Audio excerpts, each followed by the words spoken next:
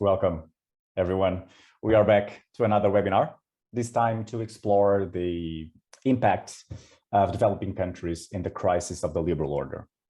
This discussion that we are having today is based on a thematic issue that was published in our open access journal, Politics and Governance, is edited by Will Hout and Michal Onderco. What we want to focus today in this discussion is very well stated in what the editors wrote in the thematic issue. I will soon share the link for the issue so that you can all check while we discuss it. The research in this field tends to focus more on the retreating position of the US in the international order, the stepping forward of China, overlooking in the middle of all this the importance, impact that developing countries can have in this dynamic. And to explore this dimension today, we have set up a panel composed of Michal Onderco from the Erasmus University Rotterdam in the Netherlands, co-editor of the issue with Will Hout. Then three contributors for the collection who will share their findings today. Sara Caria from the Instituto de Altos Estudios Nacionales from Ecuador. She will be joining us soon. Stephanie Arnold from the University of Bologna in Italy. And Zhang from the Erasmus University Rotterdam, also in the Netherlands. We also have the pleasure of welcoming Miriam Prys-Hansen from the German Institute for Global and Area Studies, who will provide the comments of this discussion today. Before we jump to the presentations, let me share some information with our attendees. So this is the order of presentations for today. Michal will go first as academic editor, co-editor. He will be followed by Sara, which has now joined us, Stephanie, Hao, and then Miriam for the discussion. And then we will jump to the Q&A session with our attendees. And so to you all out there, you are free throughout the whole session to write your questions using the Q&A format on the bottom of the screen. You can write your questions anytime during the discussion. Okay, we will be reading the questions after Miriam's presentation. If you are on Twitter, you can also follow Politics and Governance page at Cogitatiupag, the handle you can see on the bottom of your screen, to be in touch with our publications, our call for papers, the impact of our research on media outlets, etc. You are also invited, if you want, to share your comments, your ideas using the chat that is open for everyone to engage with the speakers and the conversation. And without further delay, I will now pass the word to Michal and wish you all a very pleasant webinar. Thank you. Rodrigo, thank you very much for this wonderful invitation, and thank you all for joining us today for this webinar. It's a great pleasure to welcome you to the webinar, which is meant to introduce our special issue, Developing Countries and the Crisis of Multilateral Order, which I had the honor to co-edit together with Will Hout, my colleague from the International Institute for Social Studies at the Erasmus University in Rotterdam. Before I pass the floor to our fantastic contributors who have published their pieces in the special issue, I want to give you a little bit of an idea about how we came to the idea for this special issue. In recent years, it has become a truism in international relations to talk about the crisis of multilateral or international order. There has been, on one hand, discussion about the crisis of international order coming out from the seeming disengagement of the United States in international order, and we have seen that, for example, in the U.S. actions under Trump administration by withdrawing from different international organizations, whether it's withdrawing from the UN Human Rights Council or from the Paris Climate Agreement, or the US withdrawal from the Joint Comprehensive Plan of Action on Iran's nuclear program. But we have also seen emergence of alternative structures of global governance that were outside of the traditional institutional structures of liberal international order. And here I mean explicitly international institutions that were set up by China or Russia as sort of alternative to the Western institutions. And very often scholars claimed, well, this is a moment of the end of hegemony in international relations, whereas there have been others who claim that liberal international order is more resilient than ever. And you may find these arguments, for example, in the recent anniversary special issue of the journal International Organization. Whether you agree or not, the liberal international order as we know it, and as international relations like to talk about it, is very closely connected to US hegemony, and what that is both in terms of the order as well as of the existing analysis of the order. So if you look at how international order has been analyzed in recent years, it's very closely related to the way how to the Western dominance in this international order. And only recently, scholarship has sort of given more voice to realization that there has been actually a profound influence of non-Western countries on the development of international order. In this special issue, we want to sort of look at the crisis of liberal international order, or the crisis of multilateral order, but we want to look at the role of developing countries in this crisis of international order. And we want to do that because these countries have been for a long time marginalized in our analysis of multilateral order. And they have also been often seen as rule takers rather than rule makers. And so in this collection of papers, there are papers that sort of approach the role of developing countries in different ways, whether it's as those who are actually trying to make or change or challenge the rules from below, but also those who are sort of trying to look at these countries' engagement with the crisis of multilateral order. We seem to sort of, or in the special issue, we try to taken together papers that are in 3 different clusters. And even though you're going to get a presentation of 3 fantastic papers today, I encourage you to peruse the whole special issue because it contains information or insight in different ways. As I mentioned, we sort of cluster the papers in 3 areas. The first one is a cluster of papers that looks at experiences and engagement of the Global South in the existing international order. And we have their papers, for example, that looks at neoliberalism and liberal internationalism, or papers on multilateral attempts to promote stability in developing countries. There is a second cluster of papers that looks at South-South cooperation and its potential of the future. And these papers, there is a paper that looks at China's global strategy and African regionalism. And there is a paper you're going to hear today from Sara Caria, who looks at various cooperation regimes that involve developing countries, and concludes whether in what way they offer opportunities for Global South. And there is a third cluster of papers where also Stephanie's paper is, where that she's going to talk about, that looks at a trend to attempt to establish alternative institutional structures. And so taken together, these papers in this special issue offer a very broad set of analysis and cutting-edge social science research that sort of provides more insight into the role of developing countries in liberal international order and in multilateralism. And so without any further delay, I'm now going to pass the floor to Sara, who is our first speaker, and who is going to tell us more about her paper. Thank you. Thank you, Michal, for this contextualization of the issue. And as Michal said, Sara Caria now as a first contributor.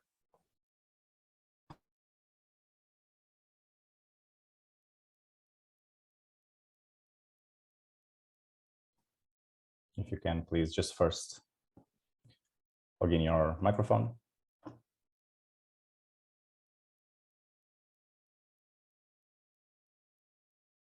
Yeah, Sara, we cannot hear you, Sara. The microphone is off. Yeah, can you hear me now? Now it's on, yes. Okay, perfect. Well, thank you for the invitation. It is really a pleasure to be here today with you. Quickly, what I try to do in my paper, whose title is Cooperation Regimes and Hegemonic Struggles, Opportunities and Challenges for Developing Countries, was to analyze 3 cooperation frameworks. I call them regimes, and I explain why, though I know that they might not be considered regimes strictly. I thought that the regime framework offered a useful lens to analyze them. Now, as an element of stabilization of the international order, or as somehow an attempt to introduce predictability and stability in relations among countries. So I start with an effort of characterizing the global context, the current global context, as an hegemonic transition, as a time of hegemonic transition, where, as Michal was anticipating, the hegemony of the United States that we have been used to see through the liberal order is diminishing. It's decreasing, and this is shown. We can have different interpretations, but US share on global GDP and global flows on trade and investment is decreasing, and other parts of the world are gaining an increasing position in the global economy. How this hegemonic transition will end is still a matter of debate. Some foresee a fragmented world, some others project a world divided into blocks, but anyway, there is a transition which is changing profoundly the current order. Okay, within this context, I try to analyze international cooperation as a means of soft power, as has been considered by traditional realist approaches. International cooperation is often considered as a means to disguise national interest as common interest, and it has undoubtedly been used as a complement to military force. Okay, so the three cooperation regimes that I analyze in the paper are the Sustainable Development Goal Agenda, and I argue that this is an attempt of the traditional, let's say, US Western dominated world to maintain its influence. It is being implemented through the United Nations, which is still under tight control of the US, although challenges are coming from emerging countries, China above all, but the United Nations system still mainly responds to Western interests. The second one is South-South cooperation, and I'm arguing that this is the field of dispute of regional champions, because if we go to the regional scale, South-South cooperation's rhetoric, norms and practices fits well with the action of regional champions like South Africa, Turkey, India, Mexico, and I give some examples in the paper. The last cooperation regime I wanted to highlight is International Cooperation for Structural Transformation, which is China's new international development cooperation regime. And as China has aspirations of becoming a global player, it clearly presents like a global new path to development. Okay, briefly, what are the opportunities and challenges of all these changes that we are witnessing? Opportunities. We reaffirm the benefits of multilateralism. For developing countries, multilateral organizations are valuable because they can still obtain resources for their domestic developments, and they can somehow improve their bargaining power at global level if they stick together on common related issues. The second point is that loosened and diversified cooperation landscapes can offer differentiated opportunities. Countries can receive differentiated supports. They can count on different instruments, different funding sources, and that somehow widens the possibilities of development that developing countries can count on.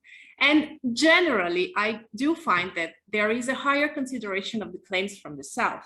And this is remarkable in the way that traditional donors tend to adopt emerging countries, norms, practices, more often than the other way around. So there is a kind of convergence of traditional cooperation towards emerging mechanisms such as South-South cooperation.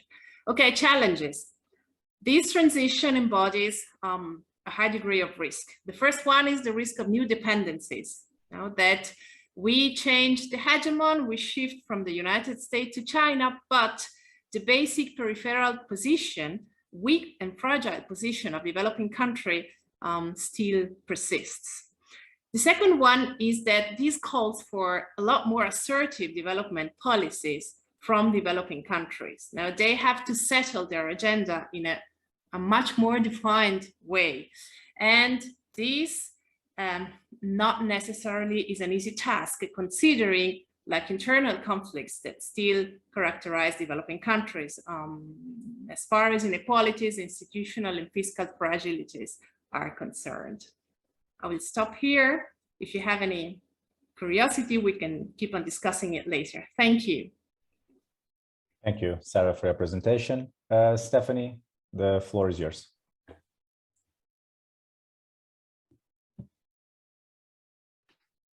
Thank you so much.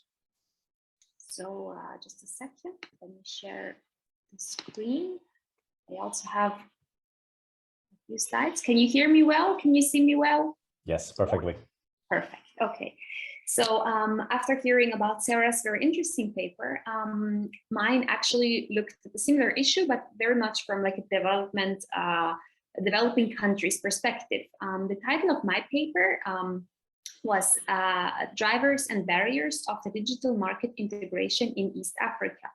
And I made a case study of Rwanda and Tanzania in this context. Just a quick map. We all know where East Africa is. The countries in green are actually the official members of the East African Community, which is a regional organization. Actually, they just accepted a new membership application by one of the largest African states, namely the Democratic Republic of the Congo, which will be processed in the coming years. But for now, there's Kenya, Tanzania, Uganda, Rwanda, Burundi, and South Sudan. I'm going to look, as I said, at the landlocked small country Rwanda and the largest member state as of now, namely Tanzania. So what kind of drivers and barriers can there be for digital market integration? And to explore this field, what I did is I adopted Houts and Sahi as framework, which is like an analytical framework, let's put it that way, which explores the topic under four perspectives.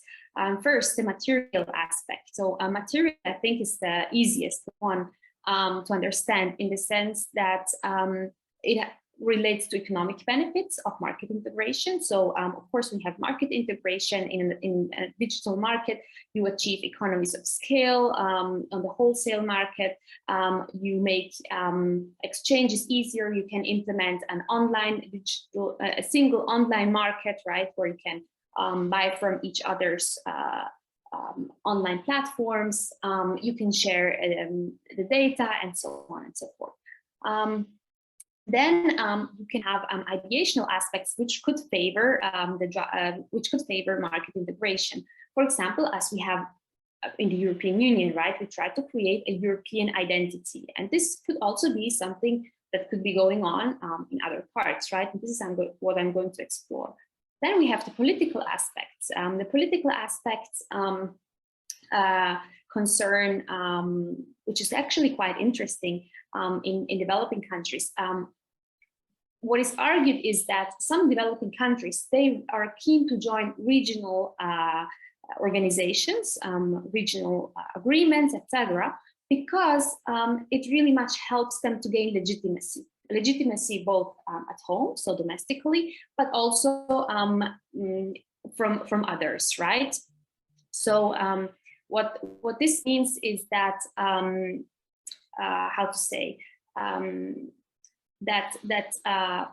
yeah, for especially more authoritative regimes, they are really keen to be recognized vis-a-vis their neighbors. And finally, we have the external aspects. And this is also very clear when we talk about African states, because there's a lot of influence, for example, by the donor community, the European Union, but also China and so on. I think we can all agree that market integration could reveal like a good, how to say, economic benefits, political benefits, and it could also strengthen developing countries in the developing world because it gives them more voice. But at the same time, what I realized is that in East Africa, we have still quite some constraints, and it looks like that the member states of the East African community are not really keen on integrating. So why is that? So if we talk about the drivers and barriers of the material type that I just mentioned, we have trade expansion. We could say that it favors collective action. As I said, they could like join together and raise their voices towards, for example, Huawei and other providers. It could reduce transaction costs and facilitate capital accumulation process. So it's mostly an economic concept, I would say. Now, what we see is that this is very much favorable in Rwanda. So in Rwanda, this is really a driver. Rwanda is a small country, it wants to become an IT hub in East Africa, if not in Sub-Saharan Africa. And it means that they could really profit from better integration. But Tanzania, not so much. Tanzania is a big country, it has a big market, it has not even exploited its own market. So by opening up, it would risk to let in competitors from abroad that could take over market shares that as of now are reserved for local competitors. Next, the ideational drivers. So we can have ideological beliefs, an identification with a regional entity, and finally the development of identities. But actually, many countries in Africa, they're really focused on building a national identity, since their borders were not really drawn based on ethnic lines. It was more a top-down approach. Different tribes have been grouped into one country, and then single tribes have been split across countries, right? So basically what it means is that, yeah, they're really focusing, for example, Tanzania, they want a Tanzanian identity. People identify with Tanzania. And the same in Rwanda. Rwanda has a terrible history of genocide, right? And what they want is that people feel Rwandese, first of all. And they do not want to talk about ethnic tribes. And being East African is something more secondary. It's not really central. So it's not really a driver for integration in neither. Then we have the political drivers, which, as I mentioned initially, they boost national sovereignty, both at home and abroad. And what this means is that authoritative regimes are more prone to join regional initiatives, regimes, compared to more democratic regimes, because democratic regimes perhaps are already more perceived more legitimized. And this is, again, the case in Rwanda, Tanzania. Rwanda is a quite close country, and Rwanda is really keen to exploit this recognition from both abroad and also internally. Whereas Tanzania, for a very long time, being a very stable and peaceful country, has actually always enjoyed a certain degree of respect in the international community. And the government, of course, is also quite respected at home. Yeah, finally, the external drivers and barriers. So we have a lot of Western organizations. We have the European Union, who's very active and very much in favor of regionalization in Africa.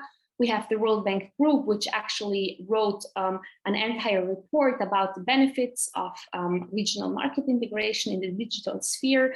We have the German Development Cooperation Agency, which is also very much in favor of integration, but we also have the private companies that are active in all of Africa. We have Ericsson, we have Huawei, we have ZTE. So yeah, it's really it really also have a lot of external influence.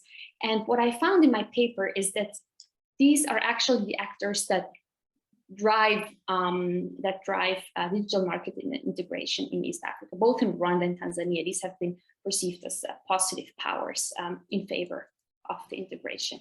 So this is just to sum up the findings in a nutshell, basically. So as you can see, overall, Rwanda is more prone towards market integration for quite obvious reasons. It's a small country, and it could seek a lot of opportunities elsewhere.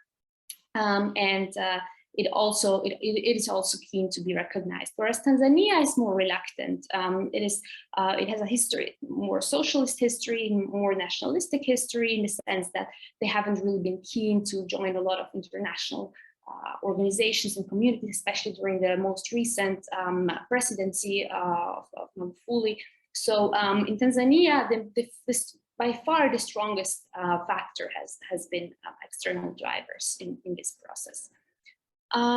So yes, again, digital market integration is primarily driven by external actors. Material and political drivers do work in Rwanda, but they're more like barriers in Tanzania, because as I said, Tanzania would not like a lot of outsiders to come in and take over their local market. And also politically speaking, Tanzania is not, it is well recognized already. And finally, the ideological drivers, they seem absent in both. This is very much what I found in my brief research, and I hope you found it interesting, and I'm looking forward to comments and questions. Thank you. Thank you, Stephanie. Last contributor today, Zhang, please. Yes, thank you very much. Okay, quickly share my screen. All right. Thank you very much, and thanks for the invite to participate in this seminar. So my contribution to this special issue is about China and climate multilateralism. And in this paper, I surveyed different theoretical approaches employed by scholars to understanding the changing positions of China in the multilateral climate talks. So the motivation for this paper is twofold. Empirically, on one hand, we've seen China's position to climate negotiation have shifted greatly over the years. I mean, China has been a participant of the UN-centered multilateral climate talks ever since the 1990s. However, its role has always been controversial because China used to strongly oppose the legally binding agreement. In recent years, we've seen China's opposition gradually softened and adopted a more favorable view towards the multilateral climate governance. As I summarized in this article, China's role has shifted from a passive follower to an active participant, and now can be seen as a potential leader. On the other hand, based on the empirical evidence of China's shifting positions, and also in recognition of China's unique leverage to either drive or hold the multilateral negotiation process, different theoretical approaches have been applied to understanding this subject. Three perspectives can be then discerned: the one who focus on the domestic levels, and the one who look at the international explanations, and the one who considers the nexus between the international and domestic levels. Therefore, the question I seek to answer in this paper is whether the current analysis at different policy levels can explain China's changing positions regards to climate change. So here are the major findings and discussion I proposed in this article.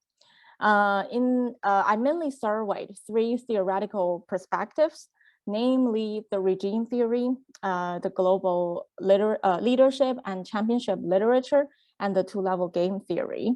And all of the three theoretical perspectives notice that the external factors in the international level, for instance, the geopolitical dynamics and the systematic flaws in the current international climate regime, can somehow impact China's behaviors. And actually, these external factors may enjoy more explanation power than we traditionally thought. And they can not only influence China's ambitions and targets in regards to climate change, but also to some extent determine China's strategies toward climate multilateral negotiations. However, for China to deliver its international climate commitments, it will need domestic support to enhance its ability. And I'd also discussed two following points as well. The first concerns the applicability of existing theories in non-Western contexts.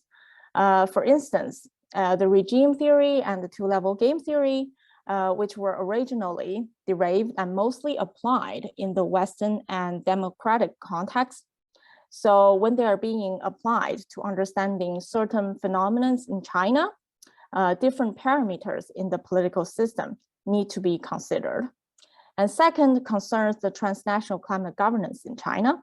The transnational climate governance is a comparatively recent discussion, even though empirical evidence shows that China's participation in it remain relatively shallow and uneven, with mostly national and subnational governments as the major participant. But it doesn't necessarily imply that other actors from China, for instance, the civil society actors, the business sectors, or even the NGOs from China, and their participation in the transnational climate initiatives or efforts will be limited in the future. And lastly, I will present some practical implications for further attention to be paid to China in climate multilateralism.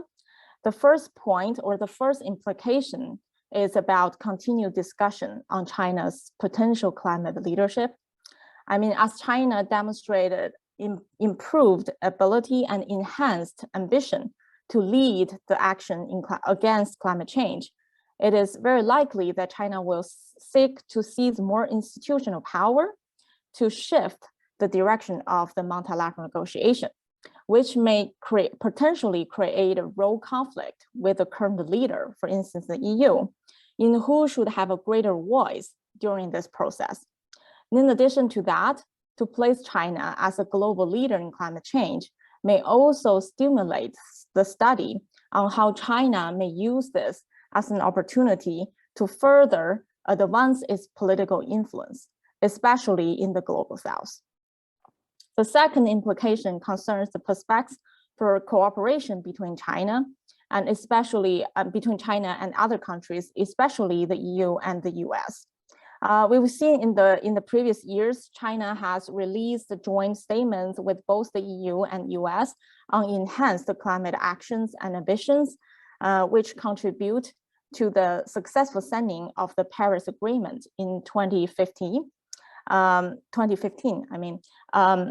However, in recent years, we've also seen conflict arises between China and especially the US in other issue front. So it is yet to see whether climate change would be the topic to bring these two countries together for continued cooperation and also to protest against the decoupling narrative. And thirdly is to keep following up with China at the UN COPs. Leading up to COP26 last year, the Chinese leader announced the dual carbon targets, which is for China to raise its carbon peak by 2030 and carbon neutrality by 2060. And also, China also released a series of policies and documents to enhance its climate action at home and ensure green transitioning. During the COP26, China also released a joint statement with the US on enhanced climate action in the 2020s. So all of this signaled to the world that the UN-centered COPs is still the key place for China to display its international climate commitments and efforts, which would require further attention to be paid for scholars and practitioners alike. And lastly, as I stated in this article, for China to deliver its international climate commitments, it will need domestic support. So the 1+N policy framework, which was introduced last year, outlined a domestic climate governance efforts at home. So it is a policy planning which comprises of top level Chinese leadership on a variety of current and upcoming policies, which covers different sectors at different levels of policy making and with multiple actors being involved in this process. Currently, it is still a work in process, which I think would be another point for further attention to be paid.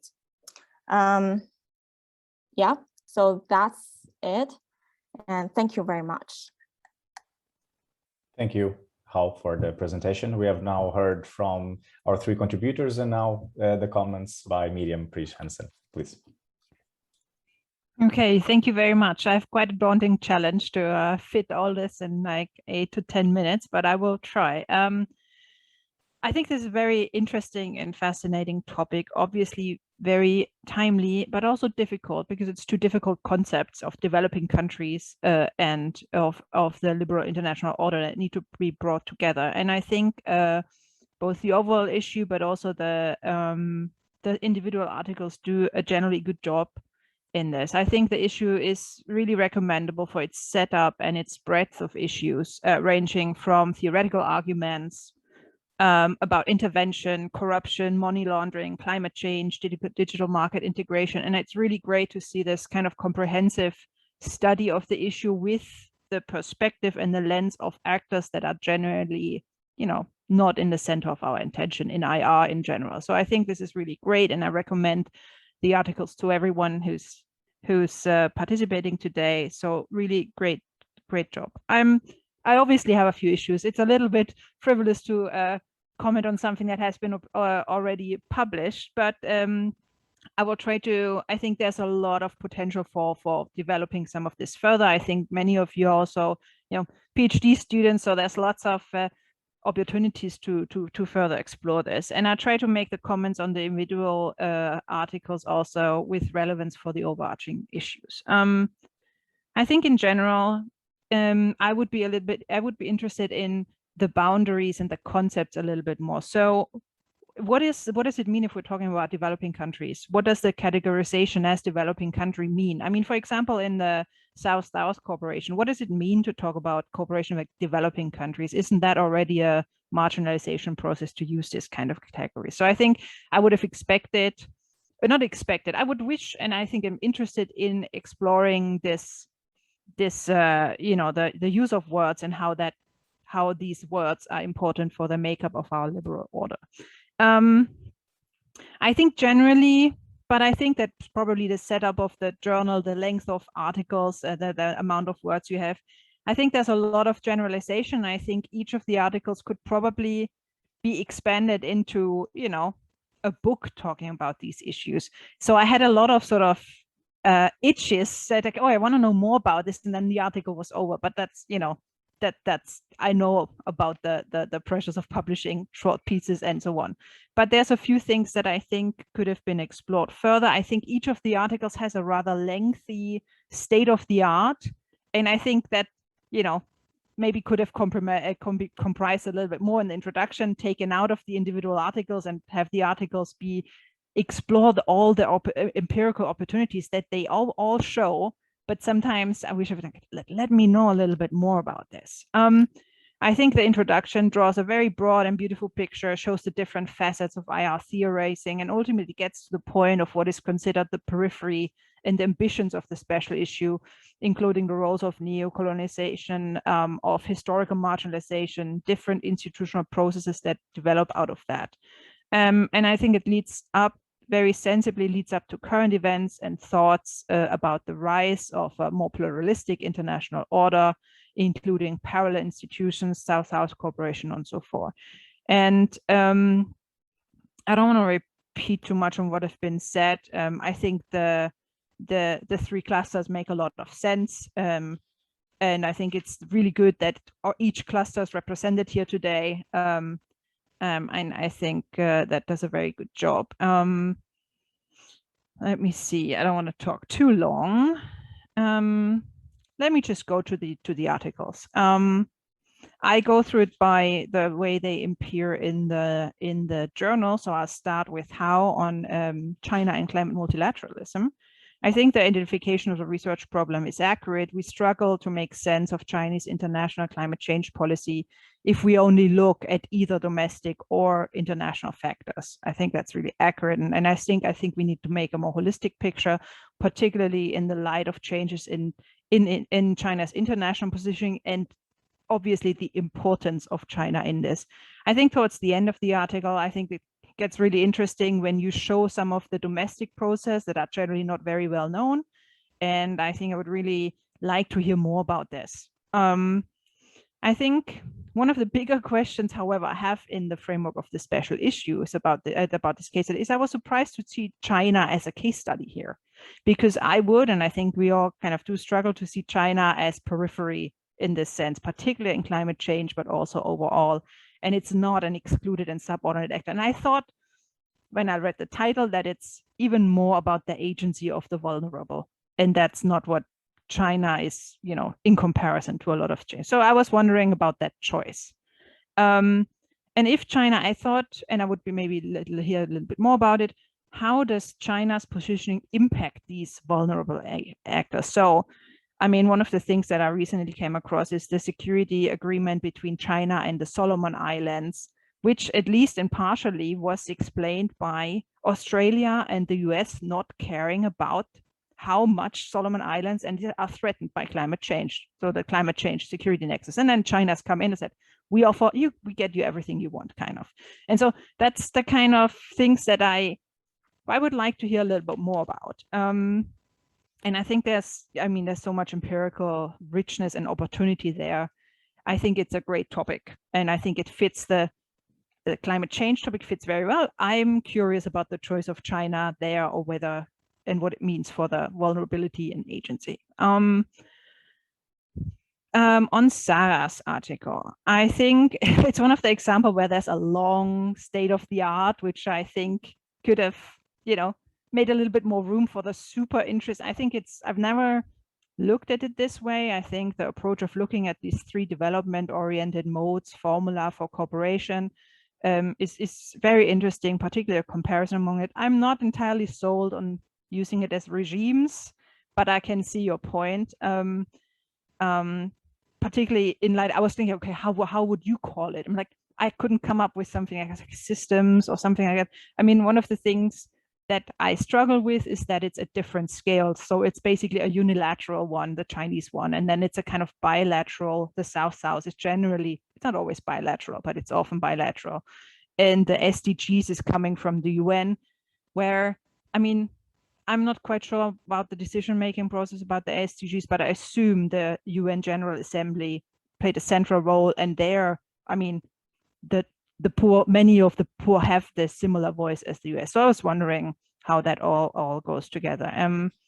But I think it's interesting that you show, and I think it's super interesting that you show that no matter at which scale and at which level of abstraction, all these attempts to kind of change or maybe the fortune of the developed countries, they all kind of, you can be almost pessimistic. They're all doing the same thing. They're all restating and reinforcing capitalist structures that ultimately, will fail a lot of people. And so I'm wondering whether it's actually so much US hegemony as capitalism as an underlying driving force. So, that would be my main question on that. And lastly, on Stephanie's article, I think, again, very interesting and timely discussion. Oh, let me just come back. I mean, what on Sara, I mean, the general things of the multiscalarity, I think is a general, very interesting topic for the whole special issue. So how do interactions at multiple scales lead to either reinforcement or a decline of the liberal international order?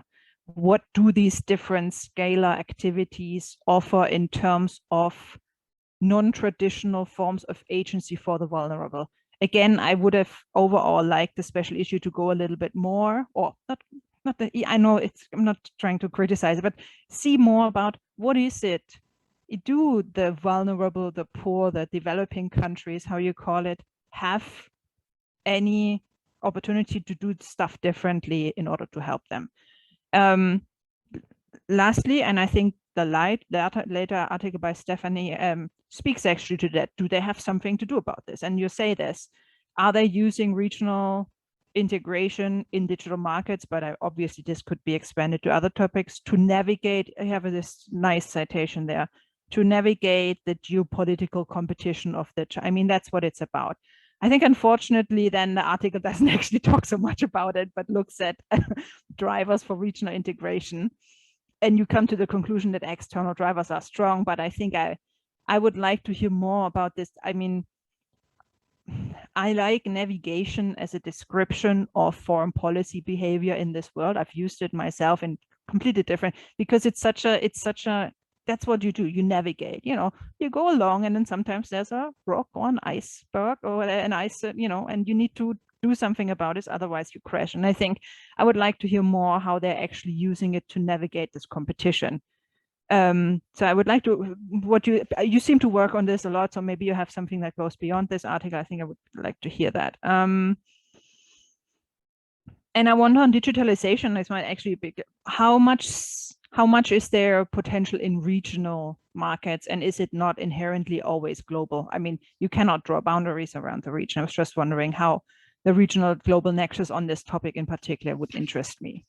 Okay, I'm coming to an end.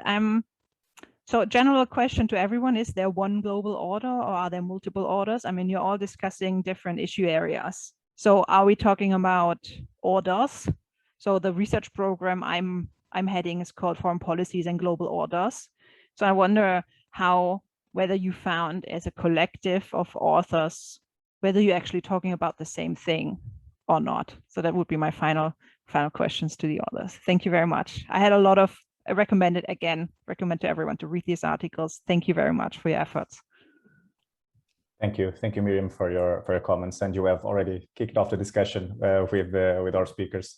Well timed. Perhaps we give now a chance for the speakers, for the authors to address some of the issues, some of the questions that Miriam came up. I don't know if we can start perhaps with Sara to address some of the comments from Miriam. Okay. First of all, thank you very much for your comments. Yeah, the issue of the term regime, I really thought a lot about it, but I couldn't really find a substitute or an alternative to that term, and I realized that for my purpose it fitted well. I mean, I wanted to highlight the three different dynamics or patterns as a kind of predictable way of shaping relations among countries. You know, they have their they have their common vision of the world. They have consolidated practices, norms. They have a rhetoric. You know, they have a narrative they are built on, and I thought, you know, that was like useful to understand all those characteristics through the understanding of international cooperation as soft power, like how countries use their action in international cooperation to somehow strengthen their position at global or regional level, depending on the aspirations of the countries. Whether it is US hegemony or capitalism, I think that's a very interesting question.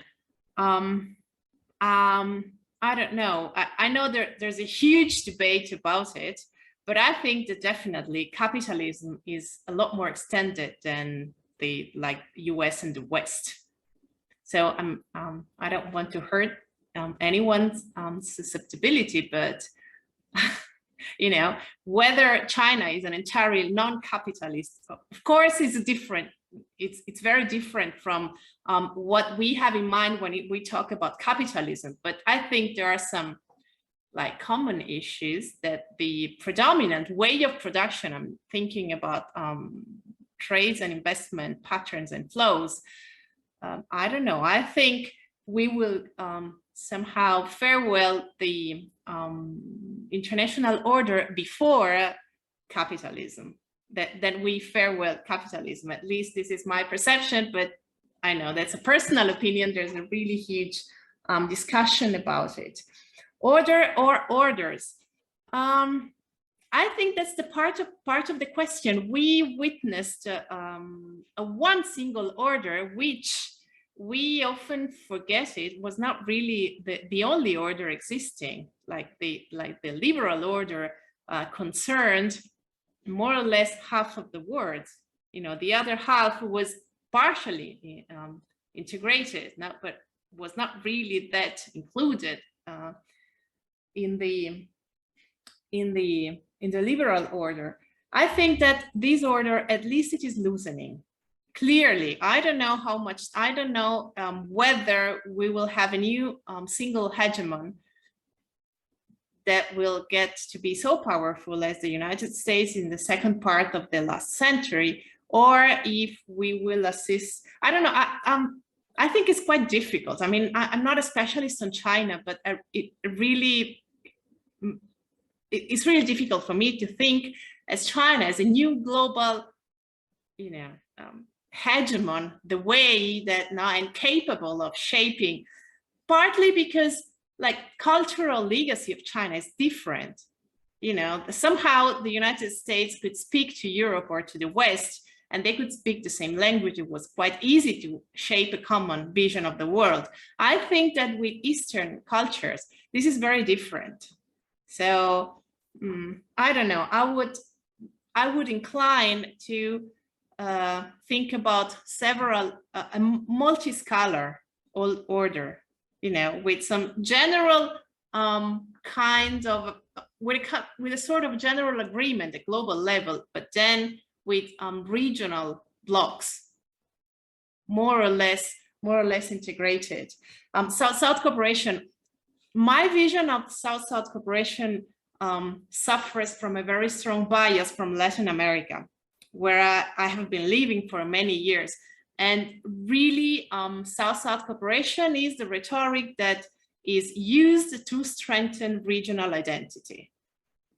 So it boosts during commodity booms, when Latin American primary exporters have disponibility of, you know, availability of resources, and they stick together, they create new institutions, then, you know, like but really the way of forging a regional identity in the case of South American is through the rhetorics and the practices of South-South cooperation. You know, I don't know if I touched all the points that you proposed. Well, thank you anyway for the reading and the comments. It was interesting. Thank you, Sarah, for the notes. I feel China is in the air a bit of this conversation. How can we hear your thoughts? Yes, thank you, Miriam, for the comments. I really appreciate that. So I will address the questions one by one. First is the choice of China as a case. Well, initially I wasn't thinking of China as a case in this article. I was more, you know, as I explained in the presentation, because we've seen China's positions have shifted really over the years. So, you know, and also there are a lot of different academic efforts being dedicated to understanding this phenomenon. So I think it would be a great idea to sort of summarize all of these efforts, and also to see how can we use different perspectives to understand these changing positions present by China. And also on the second point about China's, you know, position and how that impact the small countries or other countries from the other developing countries from the global south. I think in the areas of climate change, obviously China now has been very actively contribute to the South-South cooperation in this field. I mean, we've seen China have announced different, you know, funds like to financing the countries from the global south, which are also vulnerable to climate change. And also there are different policies being proposed back at home on how this will be implemented. And also we've seen different actors being involved, not only the national government, but also some NGOs in China also have some operations overseas and to help some countries to do climate-related technology transfer and such. So, and I also mentioned in the implication, this will obviously increase China's political influence among those countries, right? So it potentially leave the discussion on how China may use climate or potential climate leadership through a South and South cooperation to further advance its political agendas. So I think that's another point that can be further explored. And lastly, in regards to the question about the global order, I think it really depends, I think, or varies, depends on the specific issue area, right? And also I think in some of the articles I summarized in this contribution, the author also asks similar questions, whether we should see China as a challenger of the current international or order, or as a contributor to secure this current order. So I think my response would be to see China as a strategic player, because I think under different circumstances, China would adopt different strategies. So it will be very difficult to conclude to see China as a status quo player or as a challenger to the current international order. So yeah, so that will be my response. And thank you very much. Thank you, Hal, for the comments. Stephanie, would you like to address some comments as well by Miriam? Yes, absolutely. So first of all, thank you so much for your comments, very thought-provoking. And I'm really glad you raised the first point, namely about whether I shouldn't have focused more on how developing countries navigate the geopolitical competition in the digital sector. Actually, it is going to be the central question in my next paper. I'm going to participate in a conference exactly about that topic next week, actually. Since you raised this question, I see that there is definitely some interest, and I do hope that the paper will eventually get published. Yes, the other question you made is how much potential there is in regional markets and whether they aren't, or whether we shouldn't consider them just global markets. Actually, I think it's a good question, but so what I think is that actually it's also a question of practicality. So it is true that the digital sphere is like quite global and everything, but at some point we really reach a level when it's about regulatory issues, when it's about, well, how do we handle data? How do we store data? How far can a single online market reach? For example, if you have actual tariffs between the physical countries, a single online market is not going to work out. This is why I think regional markets are still topical. But yes, when it comes to like the usage of online platforms, etc., I think it's a very global phenomenon. And finally, whether there's one global order or multiple global orders, I think that's also a very thought-provoking question. Due to the nature of my paper, I would say there are definitely multiple global orders, especially if you try to look at it from a developing countries perspective. So something I mentioned a bit at the margins in my paper was actually the initiative by Rwanda, right?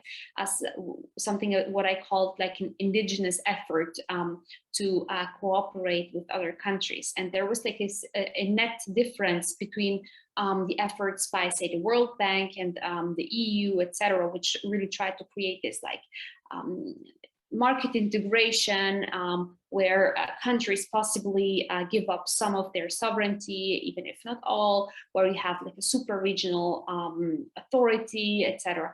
But what Rwanda actually does is to create this forum, like this sort of platform where African countries come together and where they share best practices, where they share their experiences and just try to cross-fertilize their knowledge and to further their knowledge without ever touching upon questions of sovereignty, without creating supranational bodies, etc. So each country maintains their own structure. There's no, let's call it, intrusion whatsoever in any other country, and it's really just a process of, let's call it, knowledge sharing.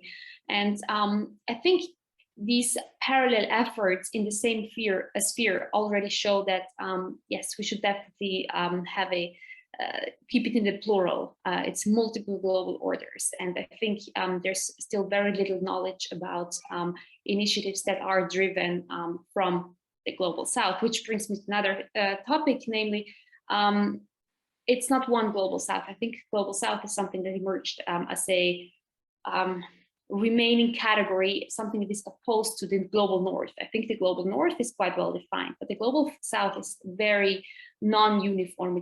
It's very, very different, and it comprises a lot of areas that have very different histories, very different politics, economies, etc. So yeah, those are my thoughts on the topic. Thank you so much. Thank you, Stephanie, for your comments. Michal, can you hear your thoughts about Miriam's question concerning is there one order, multiple orders, from what you saw after this issue?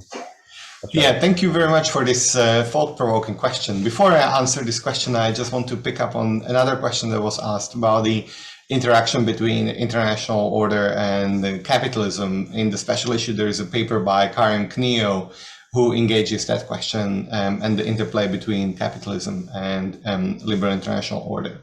Now, to answer the question by Miriam, I find this a really thought-provoking question. And as a matter of fact, we actually co-teach a course together with Will, where we actually engage this question with our undergraduate students, which is, how are we going to understand what's emerging now as a sort of a number of different international orders, or as one different international order and with different facets. And I think whether you talk about multiple orders or whether you talk about one order, you can talk about this in terms of different orders, or you can talk about this as an order that has very different institutional frameworks. So as Amitav Acharya likes to talk about the multiplex order, for example. So I think that is more of a question of semantics. It's really, what is really clear is that international order is becoming more complex. It's increasing in complexity. It's increasing in the number of institutional forms. It's increasing in the number of relevant actors. These actors are both state-based and non-state-based, institutional, which are sort of more universal, but also more sort of regional, and the ones that are more spearheaded by the traditional actors like the United States, the others that are spearheaded by more newer actors like China, or maybe those that are emerging on a more regional level.